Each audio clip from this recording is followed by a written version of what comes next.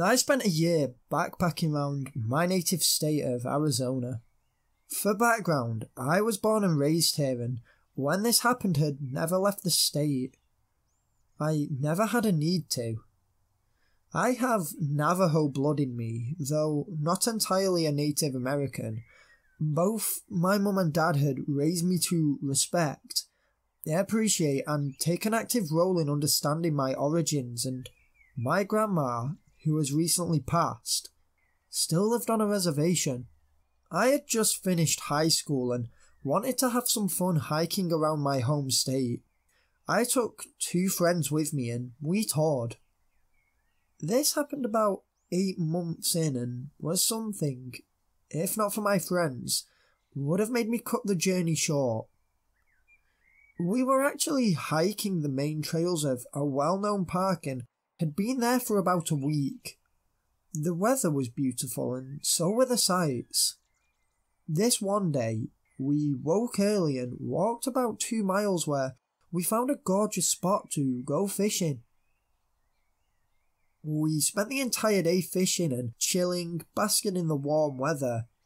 Before we knew it, it was beginning to go dark and one of my friends, Wyatt, had gone to the spot we decided to stay, whilst we stayed fishing, to go and begin preparing and lighting a campfire. Me and my other friend, Emil, unpacked a portable radio we had and cracked a few beers, sat on the bank near our rods. We didn't feel bad on Wyatt as we each took it in turns to prepare the campfire and he knew this so wasn't bothered either. It was dusk and our eyes were struggling to adjust to the lighting. The small flies that hovered above the water merely a blur to me now. Me and Emil began to pack our fishing rods away and then Wyatt's, just to save him the hassle. We could see smoke from the area but no light and figured he was struggling. This meant we could take the piss out of him for not being able to do it. It's just the jokes our group has. We sat talking for about 10 minutes more when Wyatt came out from the trees, looking hot and bothered. "What?" he asked, annoyed. "What?" me and Emil chimed, confused. "You just shouted me," he said matter-of-factly.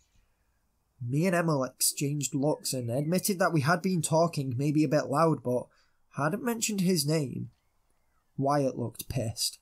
"One of you was in the trees right next to me, then ran off. Don't be dicks, I saw the shadow and heard you running and laughing." He looked at me directly. "It sounded like you ass." He laughed and asked we leave him alone whilst he sorts a fire, and then, as if realising he had been a bit harsh, apologised, laughed it off, and returned back to the bush. I looked at Emil, who looked at me. What the hell did he hear? And Emil knew I hadn't moved. Wyatt thought it was a joke. We knew otherwise, and any crack or animal noise from the bush had us jumpy for a short while. After nothing happened, I told Emil how it was probably Wyatt trying to trick us. A look of realisation crossed his face and we began laughing. Emma went to piss in the bushes and went a bit further away so Wyatt wouldn't accidentally see. I sat under the night's air. It was fully dark now and we were waiting for the fire. Emil came back a moment later with a grin across his face.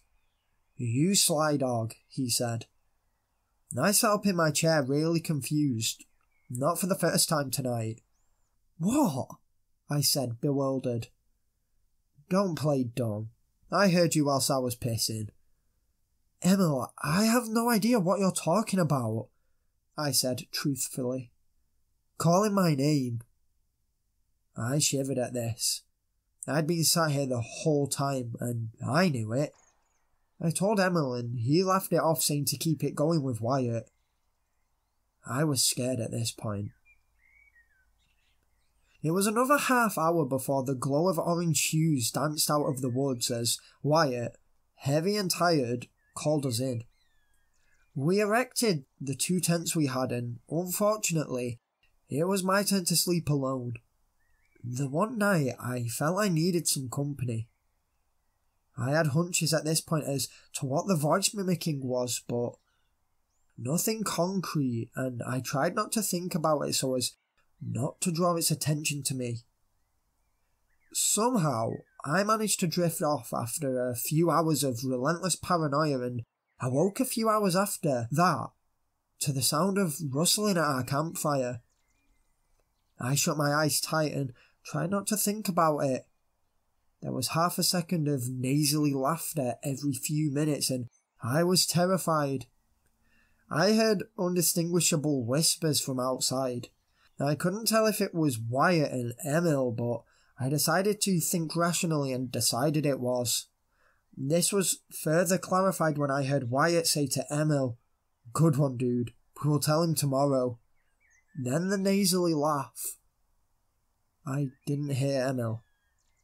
I leant forward, still in my sleeping bag, and unzipped my tent a crack, just to see outside. I stifled a gasp as, stood in the middle of the campsite, was my face realised. A Skinwalker. Clear as day. Despite my native blood, I'm not very superstitious, but this was a clear match to the stories and legends I'd heard. It was hunched over, almost as black as the night itself, with thick, unkempt fur. It looked like a wolf, but acted like a man, and its diluted yellow eyes were fixed right at me, its face twisted in an unnatural, unintentional-looking grin. Then, perfectly mimicking Wyatt's voice, it said, "Come on, Ryan," then stood on its hind legs and sprinted into the bush, letting out a long, nasally laugh. Emma woke up and saw I was visibly shaken. I told him what happened, and at first he assumed I was joking, but he knew I wouldn't joke about something like this, something from my heritage. His look then turned to one that assumed I was crazy. We stayed up in my tent till morning when Emma woke Wyatt and we filled him in. We cut the trip in this park short and went to visit my grandma for 3 days on her reservation. I told her, and we had a special doctor I'd never been told about perform what I can only describe as a small ritual on the three of us, and my grandma told me to go home. I was going to, but Wyatt and Emil told me to forget about it and continue with the trip. I let peer pressure get the better of me and agreed to continue, and we ended up in the arid Arizona desert, in a very secluded and isolated spot. Just for the purposes of you guys imagining this was 150 kilometers or so away from the national park we were in, and nearly a week and a half later. It was baking hot, easily over 100 degrees Fahrenheit, and for this reason, we decided to sleep under the cool evening stars. I had put the Skinwalker to the back of my mind and everything was fine. It seemed my friends had done the same as we braved the dry desert conditions. After the usual evening of talking and drinking, we set our sleeping bags up and went to sleep. My slumber was short-lived, however, as I awoke a few times in the night, sweating in the cool openness of the sky. Sure something had woken me, but not sure what. I fell back to sleep and was awoke again. I stirred to the sound of a nasally laugh tearing through the silence. I tossed and turned relentlessly, and then it hit me. My eyes were wide and I sat up defensively. Then I saw it, about 500 metres away at the top of the hill. Skinwalker. It let out the nasally laugh and pointed at me. Then it ran down the hill towards me. I lost sight of it near the bottom of the hill. It ran at an unnatural speed. I got up and screamed at my friends to get up too, telling them what had happened. We stood for 10 minutes, staring at the hill, bundled together. Nothing came.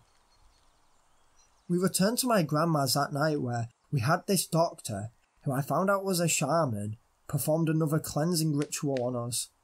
My grandma told me she had never had a run-in like this and that I may have been chosen to be cursed by it.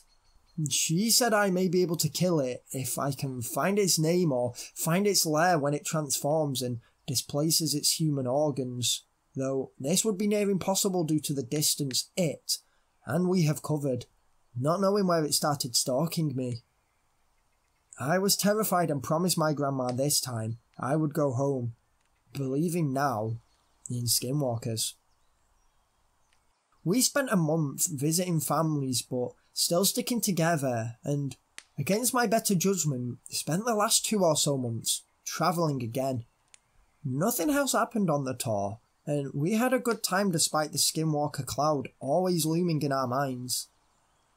However, Wyatt is now at college and told me that one night, a few months ago, he woke up hearing a laugh from out his window. He peeked through his curtains to see what he described as the same figure I saw, looking at him from the empty courtyard before sprinting off into the darkness. I'm terrified this thing is going to follow me for life, and I don't know what to do now my grandma has gone. I haven't told my parents as they respect the culture but aren't attuned to it. I've had nothing happen to me since the night in the desert, but the paranoia is crippling me, as is the loneliness I feel in the situation. Hey guys, James here. This is a crazy story, really frightening, quite a long one as well. I am working on another Wendigo/Skinwalker video, but that won't be released for about a month, I don't think. I am going on holiday this Sunday for 2 weeks, though I do think I will be able to get videos uploaded. I'll get someone else to upload them whilst I'm away, but I won't be like responding to any comments or anything for about 2 weeks.